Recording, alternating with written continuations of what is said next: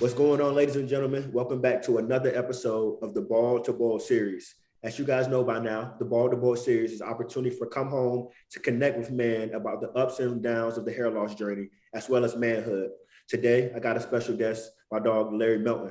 Larry, thank you for joining us today on this episode, bro. We're happy to have you. Kick game, give the people a little bit of introduction about yourself, man. No, I appreciate it, Kenny, man. Thanks for having me as well. I'm Larry. I'm originally from San Jose, California, the Bay Area. I went to undergrad at Stanford, here MBA 1 at Ross right now. Interested in marketing or brand management, for a career afterwards. Outside of school, big interests are two, like piano, and been playing piano since I was 4 years old, classical piano the whole way. And it was funny, like my favorite piano piece recital was from a Tom and Jerry episode. Literally watched the episode, asked the teacher, I want to play this song. And she gave me a 23-page book and said, here it is. And I don't want to play it no more. And she said, no, I bought this already for you. You're going to play it. So I killed that. I'm still having it in my back pocket every now and then, bring it out. And then basketball, unfortunately, I'm on the IR right now. I tore my Achilles like a month ago. So I got this nice boot to join me right here. Nice boot to join me, but I'll be back. Ask me, Jordan, man. He saw me on the court. I'll be back by the end of the year. Yeah. No doubt. Wait. So did you grow up hooping, and did you play like in high school, et cetera, middle school, high school? Yeah. So I grew up playing all in the Bay since I probably since 4 or 5 years old as well. Played high school basketball on the varsity 3 years. Tried out for I tried to walk on at Stanford, but any D1 school is a D1 talent, so that was short-lived, but still did club basketball. And to this day, like that's my like escape for sure, like basketball. So that's always something that's I'm gonna carry with me in terms of just hooping and shooting, all that. So all right, so bro, if I had to ask you, if you had to pick an NBA player who your game mirrors the most, who would you say? So when I was younger, huh? Say don't cap neither. No, honestly, it would be someone like Rip Hamilton.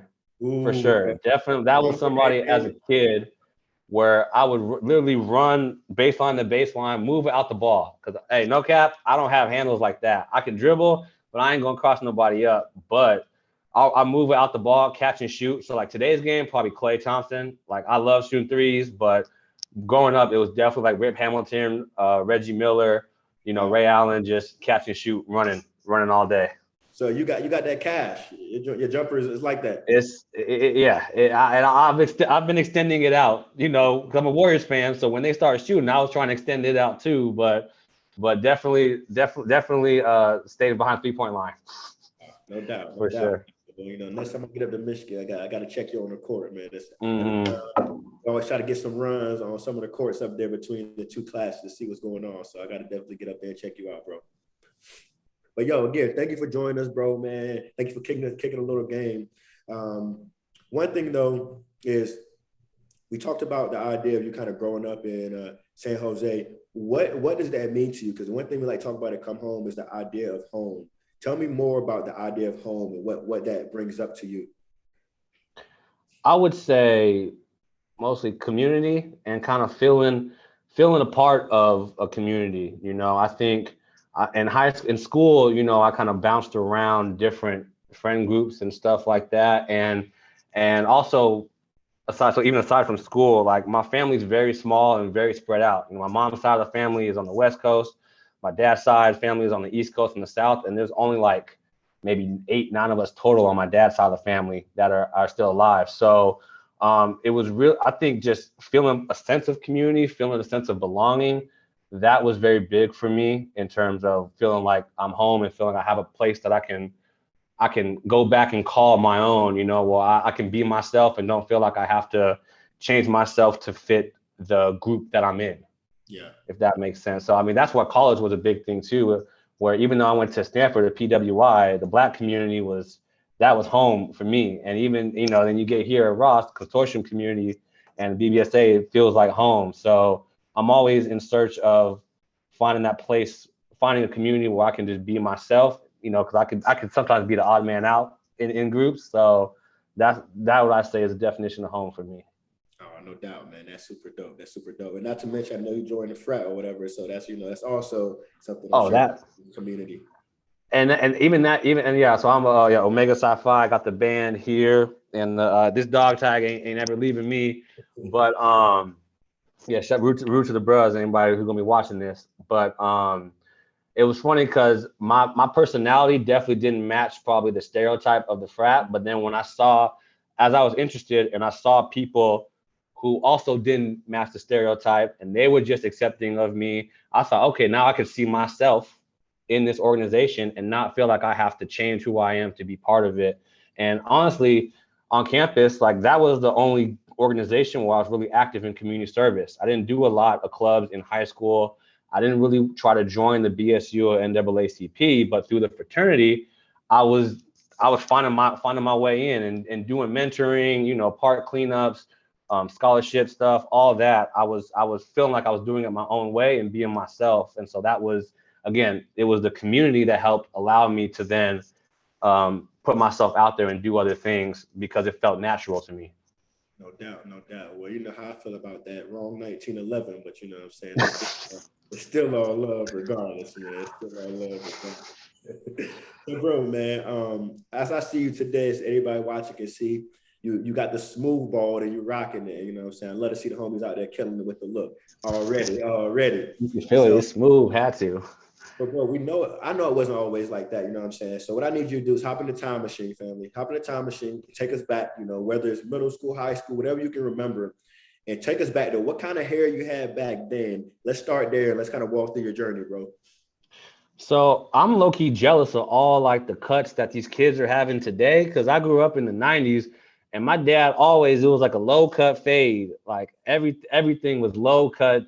And so I'm part Jewish. So, they might say like, oh, I think people mix with black and Jewish, they have like a Jew fro or whatever. I never could grow that out. It was always a low fade. And so that's pretty much what I had. It was almost like, did I have any hair up there anyways? It was thin. I mean, it wasn't definitely like this, but because I had a line, but it was probably like a 1 or a 0.5 or something like that. I remember when I went to college and started getting cuts, I was saying, no, just go with 0. Like, you want to go 0? All right, we going 0. And that's like, not on top, but definitely on the sides and stuff. Yeah. So it was always low. And then I think every time when it would grow out, it always felt like it was too much, even if it wasn't that much, like how kind of like the length of your beard, like that would feel like too much on my head. I would need to cut it down. So definitely, I wish I would have been able to experiment more with my hair as a kid. So yeah, from middle school, high school, college, it was a low cut. And then, I shaved my head when I crossed, and that's I don't know if I'm jumping ahead, but that's the first time I saw myself. Go ahead. Time I saw myself bald. And then as it started growing back, I feel like at that point was when it was, go ahead. Question for you. When you had to shave for the probate, what were your thoughts? Obviously, like it's kind of like ritualistic. A lot of people do it. So I'm sure you were like, okay, I'm definitely gonna grow my hair back. But what were your thoughts when you shaved that time and looked in the mirror? I know you probably were in a different mindset going into the probate. So probably not looking and thinking like, oh, I look, but do you remember any like reaction of like maybe even post probate of like, dang, like, do I look solid with a bald head, or are you like, let me grow this back a little bit? At the time, and so this is the reason why I don't think I thought about it too much was because my dean was messed up and we had to shave our eyebrows too. So I was too busy looking at that more than my bald head and going to class in the spring quarter with no eyebrows. So it was kind of hard to tell at that time. But honestly, I mean, looking back, from the period of when it started going back to when I finally cut it, I was like, you know what? I think I would look better bald anyways, because it wasn't going back the way it was beforehand, in terms of, I always had a 5 head. Like, I mean, shoot, you can, the line never was low to begin with. But when the thinning started, I was like, you know what? I might be able to make this work. Okay. So wait, the probate, you crossed what year? In 2012. 2012. Okay, so after that, you said you start trying to grow back, but it wasn't necessarily growing back as full as you recall it. Tell me about that, bro. Tell me when you first realized like something's kind of off here. It was when, yeah, so it wasn't growing back to the length it used to grow when I was growing up, that's for sure. The corners were starting to get thinned out too, and I think the dead giveaway was like the line on the side would be at like a 45-degree angle instead of straight up. And it was funny too, because this side was even still a little more straighter than this side. This side was starting to get farther back. And so I would look to turn my head to the side and take a picture and see that line going back more. And that's when I realized that, like, well, one, the line was fading, and two, I was trying to use a brush to just like not brush the hair over, comb the hair over, but kind of hide that spot to make it look like that I had some hair there. So that's when, I mean, I would get bald fades to try to hide it. Sometimes I kind of said this, I would use hair, like fake hair, it's called hair illusion. Okay. And it's just like microfibers. And I would literally have the barbers shake and bake, like just shake the hair on here and use this spray to make it stick and then line it up that way just to fill in the edges. And it would last for like 2 or 3 days until it would fall out. So that when I was finding all those experiments, that's when I felt like I was doing too much. Yeah, bro, no doubt, man, no doubt. I think a lot of homies who go through it will pull up to the barber, and the barber, is equipped to try to help you out with that. Whether it's the Beijing, whether it's the topic fibers or the hair illusion. I've never heard of it. Yep. So it's a lot of different ways, and I tried the topic a few times as well. But my worry with the topic was always like, yo, if I get in a shower, is it going is it going to kind of come out? Or if I, granted, I was young, so I'm trying to pick up women, so I was worried if I stay the night at somebody's crib, like, is it going to be on the pillow? Like, there's so many things I had to think about, and that just added extra stress to it, man. So trust me, I feel you, bro. I've definitely been there. So right. You went through that. You tried the topic, the hair illusion, etc.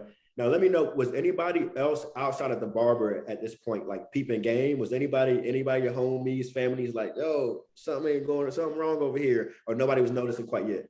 Oh, no. I mean, my roommate, he knew. I told him, and it was hilarious. Some of my frat brothers knew for sure, but it wasn't like something was wrong. They would see me with a fresh line, like, oh, like shake and bake. And they would say that, like, yep, you know what it is, So honestly, it wasn't something that I felt self-conscious about or anything. It would, but to your point about worrying about when it would fall out, I had to be on top of that.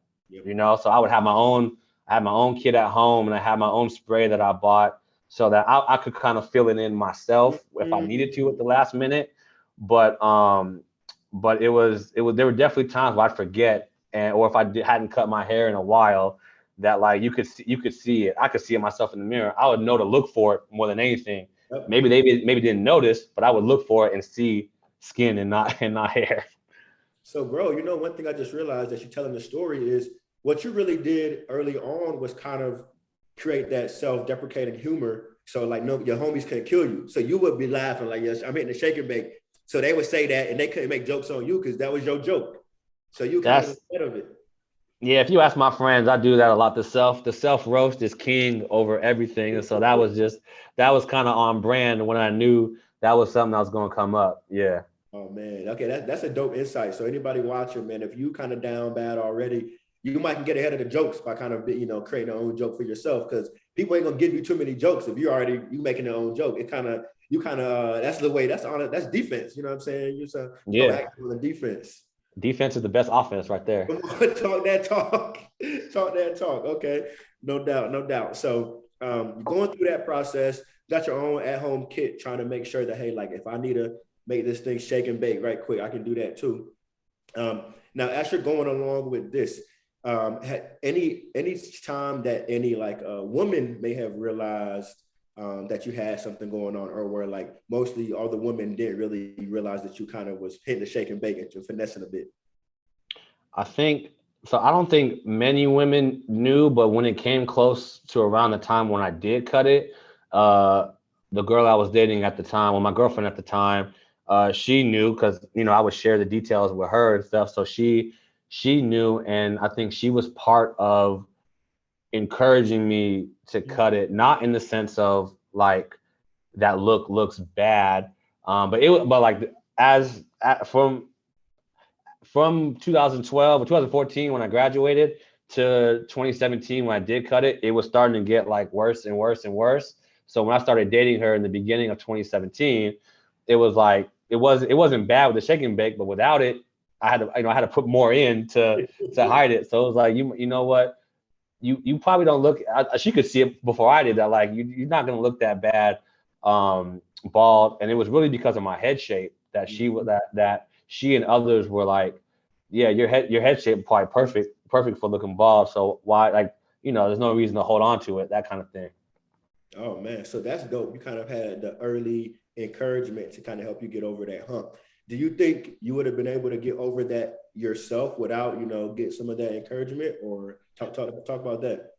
I don't think I would have been as aware of it because I looked for it. There was a picture at my cousin's wedding in April, and I cut it in July. So in April, I saw the picture of me, my dad, and my brother. My dad and my brother are both bald, and you could see in the photo. I see it, and it's like, you barely got any hair up there. You might as well cut it, because even whatever hairline I was trying to hold on to, it wasn't looking good in the picture.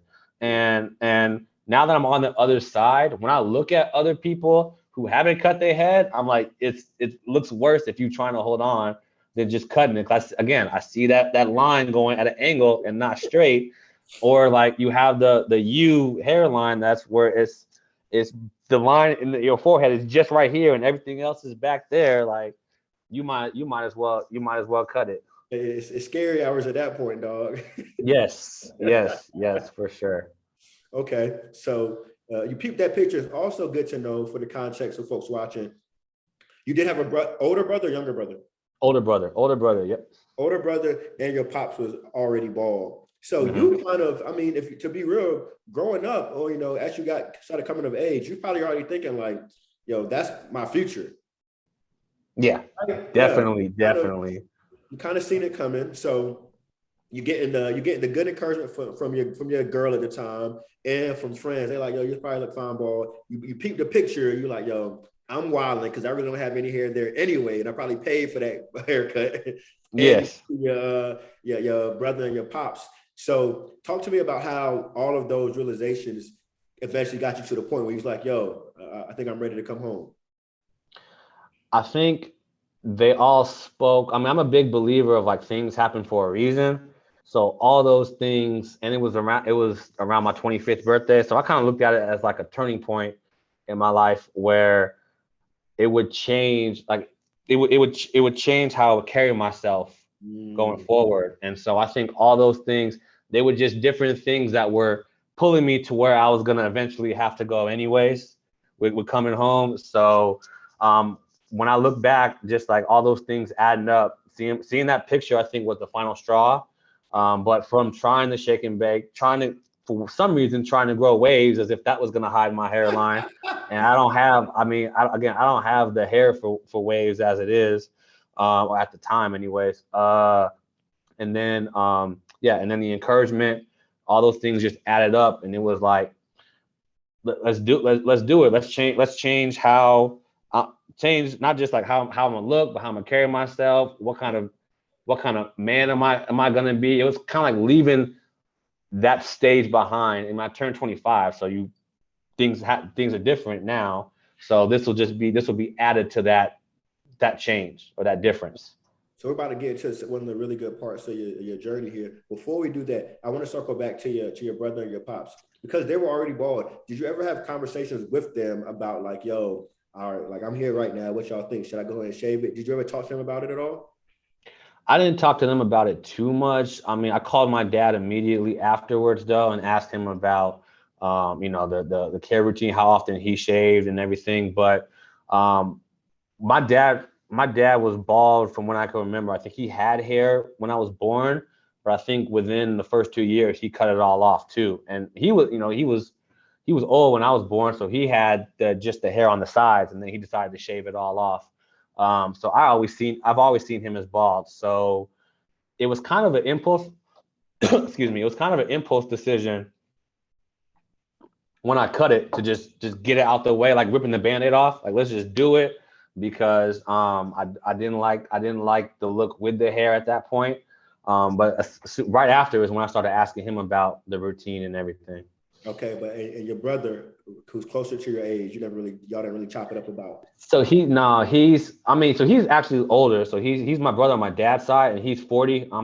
He's 41. He's turning 41 this year, and I'm 29. And so I didn't talk to him too much about it, but he was also somebody that I called when I came home.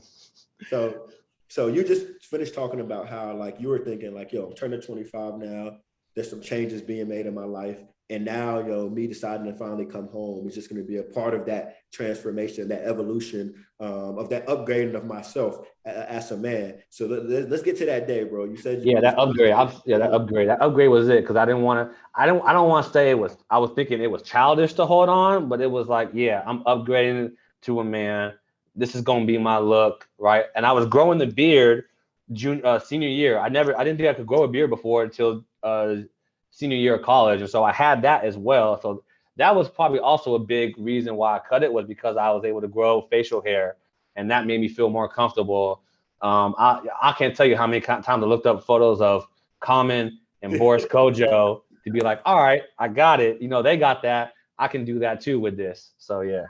No doubt, no doubt. Shout out to those big dogs who kind of led the way for homies, man. So the day's coming up, bro. Did you like decide on a day beforehand, or did you just wake up one day and like today was the day? I think I set the appointment a couple of days before, but I didn't know if I was going to do it. And when I got in the chair, I was like, it's time. Let's just cut it off. Like let's do it. Because I think he asked me like, what we doing today? And I was like, no more shake and bake. Like let's go all the way. What was the barber's reaction, bro? I think if I can remember correctly, he didn't really ask like, "Are you sure?" I think he was like, "All right, man, let's go for it." Like it's time. I think he kind of knew too because he was the one helping me with the product at the time, making it work right. I think he was low key waiting for me to finally say, because he was bald too, and he wore a hat and everything. He was bald. He was bald too, and so he was. I think it wasn't more of a, "Are you sure?" It was like, "All right, man, it's time. Let's go." And then we went from there. Okay. So the bald barber, which is dope that you had somebody already part of the team, kind of bring you up, bring you home. He shaves it off for you. You look in the mirror for the first time. Tell me about that, bro. I started smiling because I didn't look that different at all. Yeah. I thought I was gonna look totally different. I thought it was. I don't know why I had those thoughts in my head, but my face didn't change. I thought for some reason it was gonna be like my head shape was gonna be weird or whatever. And I looked totally. I mean, it looked clean. It looked a lot cleaner than any kind of haircut that I was trying to do that wasn't a low fade already. And I think having low fades kind of helped me help give me a preview of what I was gonna look like anyways. And so once I cut it off, I was like, oh, that's not no different than the haircuts I already had. It was just not there anymore, Okay, cool. Did your barber have a reaction? Did he say anything? I think he was like, I told you're gonna look fine. Like he said, I told you. I mean, yeah, he was helping quell any worries or any fears that I had. And then he was giving me advice too on like electric shavers versus the razor blade and things of that nature. But it was more, I mean, I'm the type of person who I'm always gonna overthink and think the worst possible outcome. So it's more like, I told you had nothing to worry about, and I would take care of you. And I've kept it ever since. Haven't even tried to grow it out again. No doubt, man. But obviously, I'm saying, welcome home. I'm glad that worked out for you that day. Super dope. So, we are here. Two things. One, I want to get into the reception when you finally saw, friends or your girl at the time. What was your reaction to the outside world? Did you throw it on Instagram? What was that like? So I dropped it in the group chat first with my frat brothers, and they were all like, hand clap emojis and like welcome home and all that. Like, way to go. And it looked fresh baldy. That's what they were saying all the time. My girlfriend, she definitely liked it. I was tutoring also. So when I came back to work the next day, had a baldy, the kids would look and start smiling like, "Ooh, what'd you do? Like, what'd you do?" Like, hey, it's still the same me. But I mean, it wasn't, nobody was weirded out about it at all. Nobody. It kind of fit right into just the look I had the look I had already. And so there wasn't anything too, I didn't get any adverse reactions. Definitely not. Definitely not. So I'm glad you had a good housewarming. We call it the housewarming over here when you come home. Yes. You know what I'm saying? So that's super dope. One thing I want to point out though, bro, that you kind of are kicking game about, and I want to make sure people catch it, is Larry really did an awesome job of like preparing for that transition by like rocking the low, you know, continuously getting lower and lower with the haircut. So by the time you came home, G, you low key already you've been in the neighborhood. You just had to come to the house. You know what I'm saying? Yeah, So exactly. yeah, you know what I'm saying?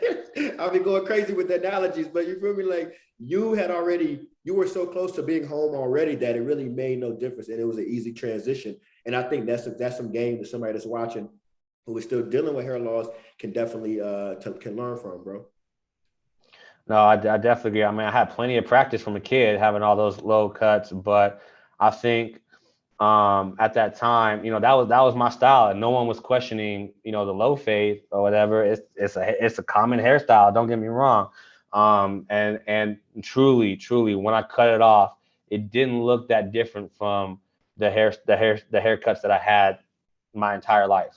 It didn't look any different looking at my face. Even now, looking at it now, like it's it wasn't as dramatic of a change as I thought it was going to be. That's a word. That's a word to a lot of people who are still dealing with it. It's really not going to be as dramatic. And for the most part, most people are going to kind of receive you, with positive affirmation and encouragement. So, you know what I mean? Stop running over there, folks that are watching. So now, Larry, something else you brought up, I want to get into, man. You said your barber started giving you game about, electric razors versus, electric shavers versus manual razors. Talk to me about that. Talk to me about what the barber said, what kind of game you were getting, and also what kind of game you might have got from your older brother or your pops. So it's funny because when I ask different people, they will stand by like either side of the fence or spectrum. So I asked the barber, and actually my frat brother at the time, he also shaved his head literally the same day that I did too. So that was interesting. But they stood by the electric razors, and then my dad and my brother, they stood by the razor blade, right? Mm-hmm. And I had used a razor blade before trying to just cut facial hair off and all that. So I was kind of used to that. Honestly, from a money standpoint, the razors were cheaper first, so I went with those, and I found my routine with those. I still use them to this day. I definitely tried the electric razor first, but there's something, it's like a confidence booster when I can shave my head and it feels so smooth. Like there's no fuzz or no peach fuzz or anything like that. And I was getting a closer shave with the razor blades than the electric razor. Now I'm sure like my dean, he's the one that cut his hair. He uses an electric razor. It's a clean shave. He gonna pay $300-400 for that. Go great. It works for you, right? I'm not. I'm gonna buy the Gillette razor, the shaving cream. Also, my other frat brother recently just came home last year, and I was telling him like, "Yo, I was encouraging him too." And when he cut it, I was telling him to get the razor, and he likes the razor too more than the electric one. So that's my routine, man. I use the razor. I use my phone as my phone camera as a mirror, and then I've already. It took me a while to get used to it. I did, cut myself a couple times or even like forget hair. Like if I was in a rush, it would look bad a couple times if I would try to rush it. But once I developed a routine, I was like, it's like the back of my hand. Like I shaved it this morning. It cut down so much time once I just took practice, and I'm in and out of there like that. No doubt, no doubt. So are you using a single blade, multi-blade? Talk to me about that. I think it's a multiplay. I think it's a Gillette Fusion. Okay. Is what I'm using. I've definitely tried to extend the lifeline of that, and I don't recommend that. Not because you can't shave yourself. Don't get me wrong, but it's when I bought new razors, the ease in which it was able to cut it, because there's that gel at the very top, and once it goes away, that's your sign to get a new one. I wasn't throwing them away. I was still using it, and it would take me a little bit longer to actually get all the hair, and that's when you run the risk of cutting yourself. But when I bought a new pack and used the shaving cream, like, it was right away, one swipe, all gone, one swipe forward, one swipe back, and then I was good to go. So that I use, I forget the name of the shaving cream that I use. I think it's like it starts with an N, like Nuvera or something. I really forget. It's a white bottle with like a blue or a green little band around it. You'll see it in the store. And then an aftershave, and then I'm good to go. No doubt, no doubt. So 2 questions here. Well, 1 question, 1 ask. The ask is, I need you to plug me with both of your frat bros. Your Deed and your homie that just came home. I need you to plug me because I need to get them up here on the episode of Ball to Bowl. Got you. Second is, tell me more about how, obviously, again, you upgraded. Now you're maintaining your scalp at a different level. Did that new level of self-care for your scalp transition into just a new level of you kind of maintaining your skin in general? Talk about that. It definitely made me more aware at first of grooming. I paid a lot more attention to my beard as a result of that, because this you could do pretty quickly, right? But then I realized this is where the money is now, right? That's the attention. So I started buying beard products. I would lotion my head too, and using lotion more, because we're gonna get ashy as it is. But it definitely added to my morning care routine, in terms of not just paying attention to my head, but paying attention to everywhere, here and here, especially with trying product out, especially with the beard. If it's crusty, using the beard oil and wash and all that. So that it really, I think, just elevated my awareness of the skincare, hair care type, because I would never really go into that aisle before. Yep. No doubt, no doubt. And it's dope because right now we're seeing more than ever, more products being made specifically to allow men to and kind of invest in their grooming and invest in their self-care. So I love it, bro. So question about when you came home, now you're shaving, you're maintaining your look. Is there anything that surprised you about life as a bald man? Like anything that you're like, yo, I didn't expect this. I would. Like, surprised in what way? Like, what's an example? Or maybe give me your example of something. So my biggest example, and the one I hear the most is like, yo, the level of maintenance is crazy. Because I think a lot of guys just see bald man and be like, oh, yo, you ain't even got to do nothing. You bald, you ain't got no hair. But then you realize, yo, I'm shaving my joint every other day or every 2 days to keep a clean shaved bald. So to me, that was the first thing I realized, because I wasn't used to having you get a haircut once every 2 weeks or whatever. It might do-rag on, but now I'm in the bathroom 3 times a week, maybe shaving, blah, blah, blah. So that was the first thing that surprised me. Right. So, mine's probably similar to that. I think the one difference is I would see how fast it would grow back. And if I didn't shave it, like, yeah, I would look old. Like I would look old. Like it's not like a 5 o'clock shadow. No, and what's funny is I would see that the hair would grow back here, right? The hair would grow back here, but it wouldn't touch here at all. I would start to think, well, you know what? If I don't shave it for a week or a week and a half, not a week and a half, but if I don't shave it for like 5 or 6 days, maybe my hair start growing back. Like, no, it would just be the sides and it wouldn't be the top. And I think from there, I started understanding like why men's head, when they would get older, why it would thin out here, but they would still have hair on the sides. Because, man, if I don't even this morning, right, I think I shaved it a couple days ago, and if I didn't shave it this morning, you probably would have seen some stuff on here. Like, I got to make sure I shave this again for that. And so I asked my dad. He said every Tuesday, Thursday, and Saturday he shaves his head, and he's always had a clean head. Like, I've never seen him without a clean head. He's always maintained that. Yeah. And so, but I didn't. So to your point about how much maintenance, I didn't know he was shaving Tuesday, Thursday, and Saturday. But that's literally what it has to take to keep it up. Because you go, if you might shave it on Friday for the weekend, right? And then if you don't shave it by Monday, it's gonna be growing back. It's gonna be noticeable. You can't hide it. Yep, no doubt. No doubt, no doubt. So, Brody, man, you just told us that you had a fresh shave this morning, man. So we had a part of the episode where I gotta ask you to do what we call the ball check. And the ball check is really an opportunity for you to just show that off, man. Show the game what you're working with here, man. Talk that talk. Stop So you see, playing. it's smooth here, man, and you got to go both ways with it too, man. It's like shark skin. You know what I mean? But you gotta make sure it's both ways. That's why, like, when I shave it, I go here and I make sure I go back. So there's nothing, especially underneath the neck, Going or crazy. underneath the back of your head. Yeah. You gotta make sure you get all that. And I'm telling you, man, it's a confidence booster when it feels so smooth, man. It's a confidence booster for sure. Talk that talk, man. No doubt, bro. So, G, what we're gonna do now, man? We're gonna get into the lightning round, bro. So I got 5 questions for you to kind of wrap this up here, and just give us the first thing that comes to your mind, bro. Okay. First question here is, man, like for many bald men, we don't have the opportunity, unfortunately, to switch up our hairstyles. You know, it's really just this. But a lot of guys will wear hats to kind of like vary up their look a bit. Do you have a favorite or go-to hat?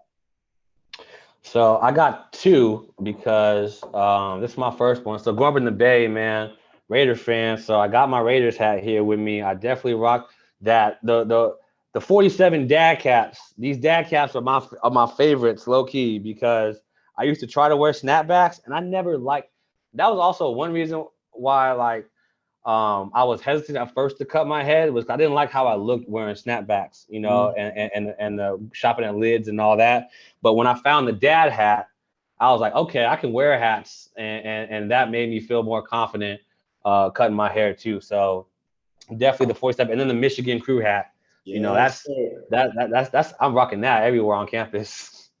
that's a lot right there. Everybody got to have that Michigan crew hat for sure, for sure. Yes. Okay, no doubt, no doubt. Next question here, bro. You talked a bit about your grooming routine already. You know what I'm saying? Can you tell us what is your go-to grooming product? You're like, yo, I can't move without this product. Like a specific brand or like the type of product? Type of product. Um, beard oil and beard balm for sure. That I mean, because I like the feeling after I get out the shower, this is it's wet, and so you can comb it, and it doesn't feel crusty, doesn't hurt against your skin, and you put that beard oil and beard balm in, you get that shine.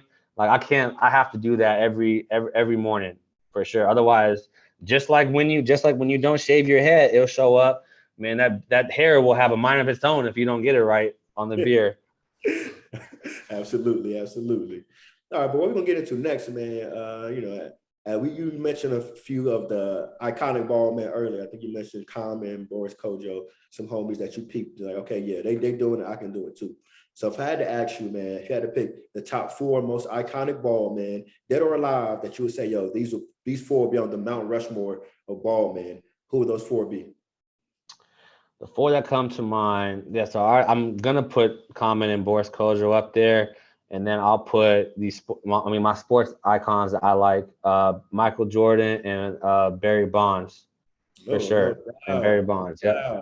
Okay, so Barry Bonds, this is my first time hearing it, and you being a Bay guy, that makes total sense. I like that a lot, bro. For sure. Bro, we're gonna get 2 more questions here, and they're gonna get a bit deeper, man. So you gotta put your thinking cap on here, you know what I'm saying? All right. Next question here is, so obviously, for us, come home with building this brand, one, to big up ball guys, because we really believe ball men up right now is our time. But also we're building this for hoping that we can provide support and help for guys who are still dealing with hair loss, because we know sometimes that guys can deal with anxiety, embarrassment, even depression sometimes when they're dealing with hair loss. So if you know somebody right now is watching this and they're still struggling with that hair loss battle, what would be your advice to them? My advice for people struggling with their hair loss battle, I think with anything, like embrace the change, and then you get to make it your own. I would say when you cut your hair, you kind of control the narrative, kind of like how I was defending, the jokes in the beginning, controlling the narrative of when I had the shake and bake. I'm controlling the narrative of my look, with my hair. I wasn't trying to keep up with what everyone else had. I think that was a big reason for like the struggle of dealing with hair loss, because I feel like I'm trying to keep up with either what I used to look like or what everyone else is looking like. But this is just your path in life, like your narrative. So you get to make it your own. And then when you own it, you know, ain't nobody can take that away from you. If you comfortable in your skin, you know, this your look, it's unique. And it's funny, more than likely, people that suffer from hair loss, they got the head for it. Nope. It's the people who got the full hair that if they cut their hair off, they're gonna be like, what just happened? But if you suffer from hair loss, you more than likely got the head for it. And then, you know, it's a totally, I think you stand out even more from in terms of like whether it's women, whether it's at, you know, networking or meeting people, right? It's a sign of, to me, that you're owning your narrative. Yeah. And, you know, bro, there's actually data out there that says that bald men are perceived to be more dominant, more powerful, more intelligent, more successful than their peers. You know what I'm saying? So there is something about the look that actually gives off a sense of confidence and attitude, man. And I think, honestly, just to add, it's a more confident look than trying to hold on. Again, I think it's a more confident look than trying to hold on, because you try to hold on too hard, they're gonna see through the cracks. Bingo, bingo, bingo. That might be a quote right there. You try to hold on too long, they're gonna see through them cracks, man. And also one thing I'm peeping, bro, and let me know if you feel the same way. You know, obviously, you know, there's been bald men, you know, for ages, you know what I'm saying? But I feel like right now there's kind of some energy around it. It's kind of like, yo, like we're up right now. You know what I'm saying? It's the stigma is kind of going away. Do you feel like you're seeing like more people like kind of showing love to the bald look and embracing the bald look? Definitely. And surprisingly, it's the people who, you know, they would try to rock waves or something going on, or my frat brothers is ones too that I didn't think they were gonna cut their head, and then when I shaved my head, I found out he shaved his head too the same day. I think I think it's, as we get older, I think it's a sign of just kind of growing up as well. I mean, again, I did it at 25, but some people are doing it later. It's sort of a transition from like being a young man to being an adult. And so, I mean, I think as times are changing, people are embracing it more, especially here at Ross. I see it a lot more, for sure. I see a lot more twins as well. Don't get me wrong. A lot of people that say, "Oh, that's your twin, Larry. That's your twin, bald head over there." But yeah, I think it's a sign of growing up, and it's becoming a lot more commonplace, especially as celebrities do it too. Especially when you have some celebrities shaving their head. I think one person, don't quote me on this, I thought maybe like Jim Carrey or somebody had shaved their head. I forget. Or I know Woody Harrelson has too. But especially when you see, like I mentioned, like Common, Boris Kojo, you see celebrities that are bald like that. I think that's also a telltale sign of like a change in the tide. Dude, actually, there was an article that came out in Men's Health this summer, I think in like July, and the article was like, "Yo, is this summer the summer of the power bald?" Saying like, "Hey, like, is the look this summer the no hair look?" Because there's so many people rocking it, specifically celebrities. So like, and then I think also with quarantine, you saw a lot of barbershops get closed, so guys really didn't have no option. A lot of guys like, forget it, I'm gonna shave my head off. If they like the look, they stuck with it, man. So this is definitely out of a time where we're seeing more people join the team, man. So you gotta love it. Definitely. Last question here, bro. Come home, you know, as we talk about it, man, you know, we'll give you a little sneak peek of the products we cooking up, you know what I'm saying? We cooking up right here. But obviously we spell it in French, come home, COMME, And when you translate that to English, it means like a man or as a man, right? So a big thing with come home, we like talking to men about manhood. So Don, when you think about like how the concept of being a man has likely changed over time, what does it mean personally to you, bro, to be a man in 2021? Well, man. So I mean, I would say me personally, being a man is being secure in yourself and being secure in your situation, whatever you're going through, whatever your responsibilities are, who you move with, being secure in that, being comfortable in your skin, and then taking care of business. I think taking care of business is always a part of manhood, just from the you know, the role of a man in family is the role of a man in society. You take care of responsibilities. But before that, it's being secure in just your path in life, in what's in front of you, what you like, what you don't like, what your preferences are with anything, and how you move, and trusting that, like, and trusting your path. And I had to trust that this was part of my path for sure. But even aside from that, just being a man is being secure in yourself, and then moving forward with that, and trusting that as long as you know who you are, things are going to work out for you. And I mean, that's something that people have to remind me about for sure. But at the end of the day, that's because it's true. Because as long as you're secure with your path and who you are, you're gonna find your way. And it don't have to be nobody else's path. It's gonna be your path. You just gotta stick to it. Oh man, dude, I love that answer, man. You talk about faith there. You talk about security, in yourself, to being secure in yourself, and you also talk about confidence, man. I think that those are all three big traits that, in order to be a man and be a stand-up man, you gotta have. Because when you're walking in purpose and you are relatively clear about what you're doing, what you're getting after, and you're not faking nothing. Because when you rocking, when you still kind of holding on and you playing games, you faking that. Like you said, people can see through the cracks. But when you're 100% and you're 10 toes down with who you are and your personality, you're authentic with it, that's 10 toes, and everybody can see that. So that's a super dope answer, and I appreciate that, family. Yo, Larry, if there's anybody who's watching this right now, bro, and they're like, yo, he's talking that talk, I know I'm still struggling. I need to holler at Larry. What's the best way on social media they can contact you, bro?